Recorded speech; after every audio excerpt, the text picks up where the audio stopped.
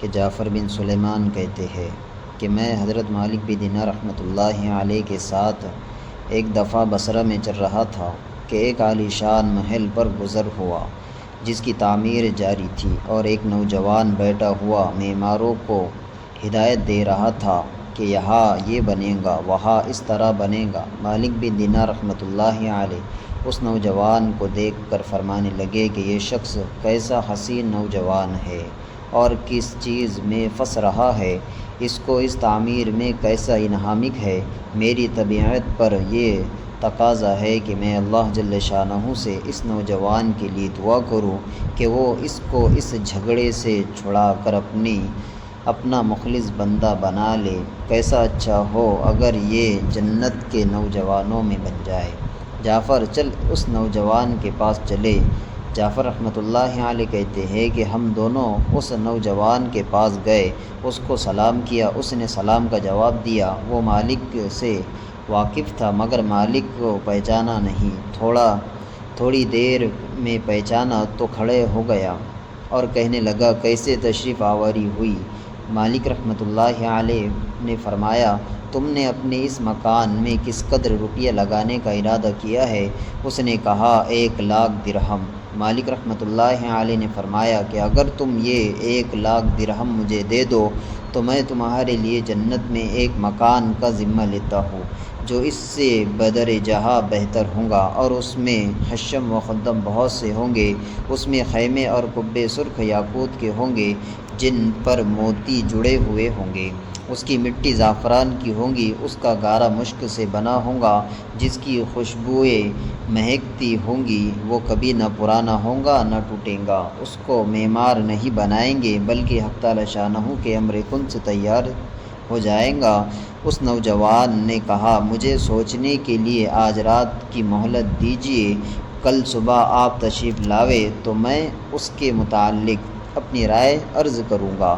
حضرت مالک رحمۃ اللہ علیہ واپس چلے آئے اور رات بھر اس نوجوان کے فکر اور سوچ میں رہے۔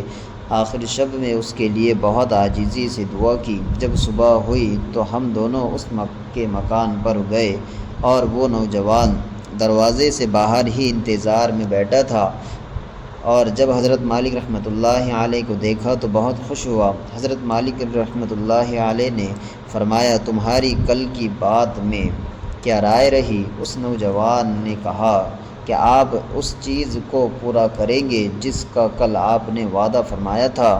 حضرت مالک رحمۃ اللہ علیہ نے فرمایا، ضرور۔ اس نے درہم کے توڑے سامنے لا کر رکھ دیے اور دعوت قلم لا کر رکھ دیا۔ حضرت مالک رحمۃ اللہ علیہ نے ایک پرچہ لکھا جس میں بسم اللہ الرحمن الرحیم کے بعد لکھا، یہ اقرار نامہ ہے کہ مالک بن دینار رحمۃ اللہ علیہ نے فلاں شخص سے اس کا ذمہ لیا ہے کہ اس کو اس محل کے بدلے میں حق تعالی شانہ کے یہاں اس کو ایسا محل جس کی صفت اوپر بیان کی گئی، جو صفات اس مکان کی اوپر گزری وہ سب لکھنے کے بعد لکھا ملیں گا، بلکہ اس سے بھی کہیں زیادہ عمدہ اور بہتر، جو عمدہ سائے میں حق تعالی شانہ کے قریب ہوگا۔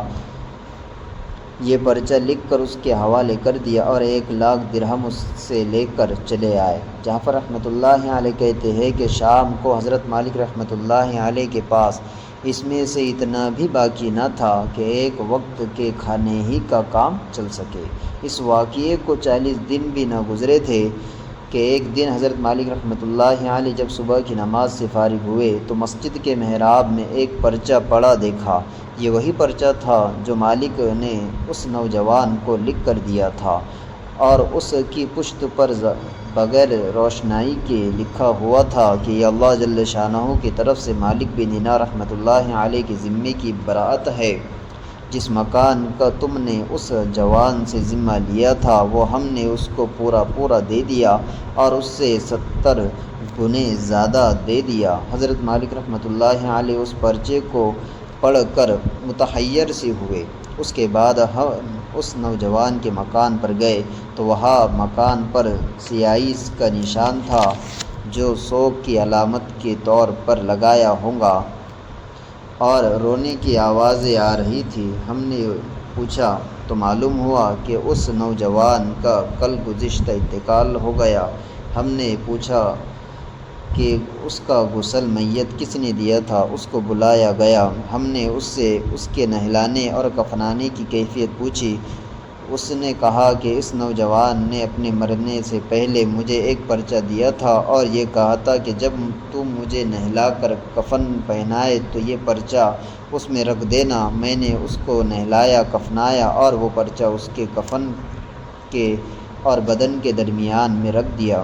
حضرت مالک رحمۃ اللہ علیہ نے وہ پرچہ اپنے پاس سے نکال کر اس کو دکھایا۔ وہ کہنے لگا کہ یہ وہی پرچہ ہے، قسم ہے اس ذات کی جس نے اس کو موت دی، یہ پرچہ میں نے خود اس کے کفن کے اندر رکھا تھا۔ یہ منظر دیکھ کر ایک دوسرا نوجوان اٹھا اور کہنے لگا کہ مالک رحمۃ اللہ علیہ، آپ مجھ سے 2 لاکھ درہم لے لیجئے اور مجھے بھی پرچہ لکھ دیجئے۔ حضرت مالک رحمۃ اللہ علیہ نے فرمایا وہ بات دور چلی گئی، اب نہیں ہو سکتا، اللہ جل شانہ جو چاہتا ہے وہ کرتا ہے۔ اس کے بعد جب بھی مالک رحمۃ اللہ علیہ اس نوجوان کا ذکر فرماتے تو رونے لگتے اور اس کے لیے دعا کرتے تھے۔ اللہ رب العزت ہم تمام کو کئی سنی باتوں پر عمل کرنے کی توفیق عطا فرمائے۔